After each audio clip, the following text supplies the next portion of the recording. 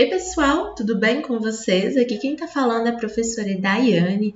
Eu estou aqui para fazer a correção das atividades da semana 1 do Plano de Estudo Tutorado de Geografia, volume 7 para o 9º ano.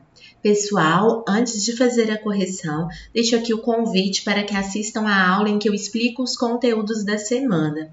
Meio Ambiente e População da Europa. Vou deixar um card na parte superior do vídeo, é só clicar nele, mas também deixarei linkado na caixa de descrição para quem quiser assistir depois. Mãos à obra então, vamos à correção.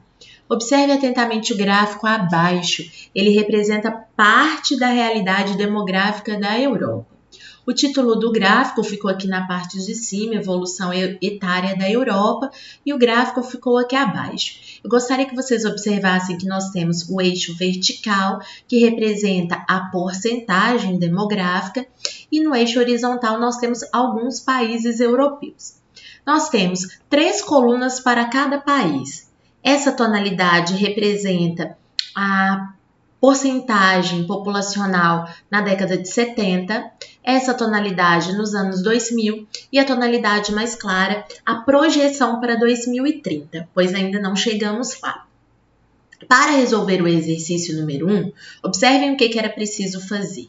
De acordo com a análise do gráfico acima, ligado à evolução demográfica no continente europeu, liste os 3 países com maior crescimento. Para a gente saber quem teve o maior crescimento, a gente tem que fazer uma continha. Por quê? Porque olha o caso da Áustria, por exemplo. Para eu saber quem teve o maior crescimento, não basta só eu olhar quem teve a maior coluna em 2030.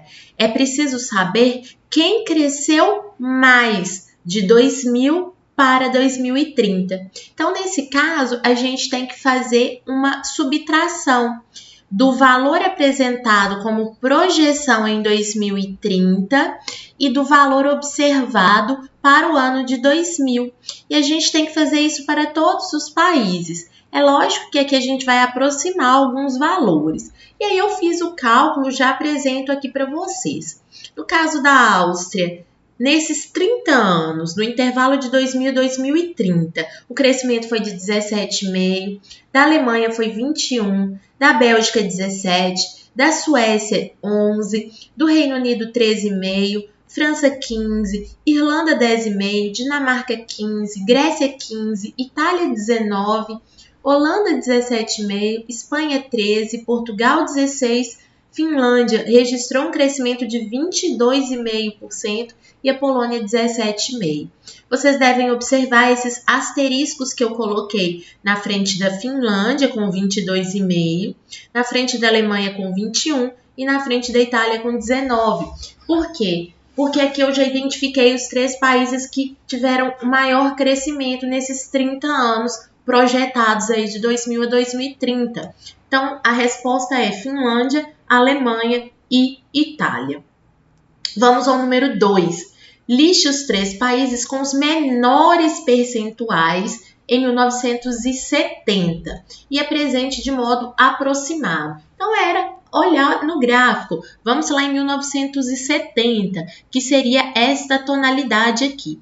Quando a gente visualiza esta tonalidade, a gente observa que os países que apresentaram as menores porcentagens ou os menores percentuais foram esses 3 últimos aqui, a Polônia, a Finlândia e Portugal.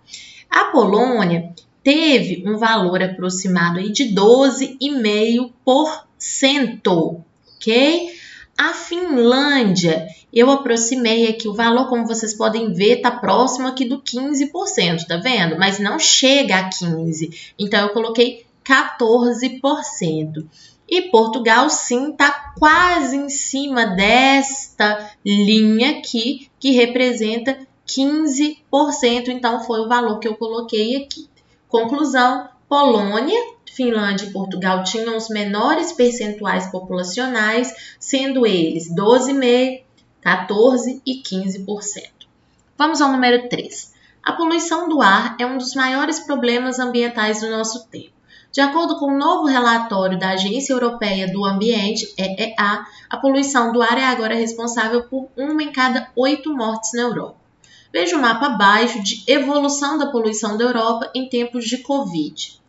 O título, Poluição e Covid 2019 e 2020. Eu quero que vocês observem que, nos meses de março e abril, a poluição em 2019 era essa, quanto mais forte a tonalidade, mais poluído o ar. Em comparação com 2020, dá para perceber que as manchas de poluição diminuem um pouco. Aqui, notem que essa mancha de poluição aqui, comparado a 2020, também diminuiu.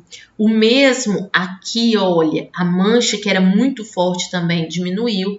Isso também aconteceu nos meses de julho e agosto. A mancha de poluição também diminuiu. Você pode observar a tonalidade aqui era mais forte se comparada aqui. Aqui também, em 2019, era mais forte do que aqui. Aí a gente pode se perguntar, o que mudou? Mudou que em 2020, esses meses de março, abril e julho e agosto foram marcados pela pandemia da Covid-19. E com isso, muitas pessoas foram forçadas, a viver o isolamento social, o distanciamento social. Com isso, a circulação de automóveis, de pessoas, a produção nas fábricas diminuiu e com isso também diminuiu a poluição, certo? Vamos então à pergunta. As manchas sobre os países são um comparativo nos meses de março e abril e julho e agosto dos anos de 2019 e 2020. Com base nisso, apresente e explique quais os fatores que podem ter propiciado a redução da poluição do ar nos países indicados. Então, como eu disse, agora eu apresento o gabarito para vocês. A redução da poluição tem relação com as políticas de restrição do deslocamento populacional e ou distanciamento social, que foram responsáveis por diminuir as aglomerações de pessoas e carros nas ruas, além de terem reduzido as produções nas indústrias. Com isso, a poluição diminuiu. A última pergunta, nos meses indicados, quais as estações do ano no hemisfério apresentado? A gente está falando de hemisfério norte, certo? Então, a gente tem que lembrar que é o oposto da gente que vive no hemisfério sul. Então, de março a abril, eles vivem a primavera. E de julho a agosto, eles vivenciam o período do verão, ok? Então, esta é a correção da semana 1. Um beijo e até a próxima aula!